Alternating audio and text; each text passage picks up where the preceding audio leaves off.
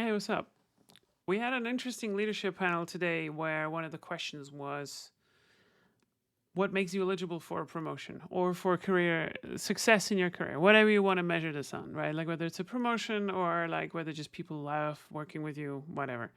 And let's assume you work in a collaborative environment. Sure, you need to have skills, in whatever job that you do. If you're a marketer, you need to be able to sell stuff. You need to be able to communicate things. If you're an engineer, you need to be able to be, yeah, I mean, you need to know your languages reasonably, at least good enough.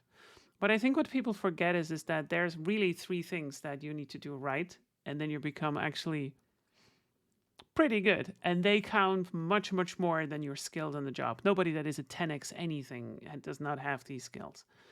And the first one is reliability in delivering what you commit to, right? So, like, if I say that I'm going to do something, then I try to do something. I'm trying to make it work. And I'm also trying to make it work in the sense of, like in terms of the priorities that they come in and the impact that it has. That's the very first thing. The second thing is reliability in failure. So if you fail, and invariably this will happen, if you are open about it and you're proactive and you warn your superiors or like your teammates that, hey guys, something actually went wrong. I just did something else, I did not something do in the way that I planned it to, then this also gives trust, right? This is another way of being reliable.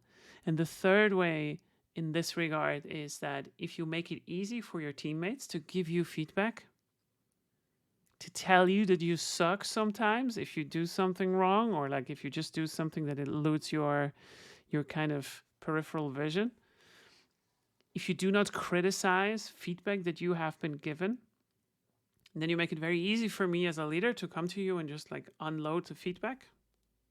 And then you can do whatever you want with it, right? But like I can give it to you, I can go my day, and then I can go on. But accepting that feedback has happened, whether it's justified or not, that it did create a specific impression without having to fight over it all the time, is an incredibly important skill. And I think that's the third thing that I really want to emphasize. And I also have the impression that people underestimate hard how important these are. Because I don't care why you couldn't deliver something or why this happened and that happened. I just need to be able to trust you, even if you fail. So make it easy for me to give you feedback. And that's another thing, right? Yeah, I think that's a good employee for me.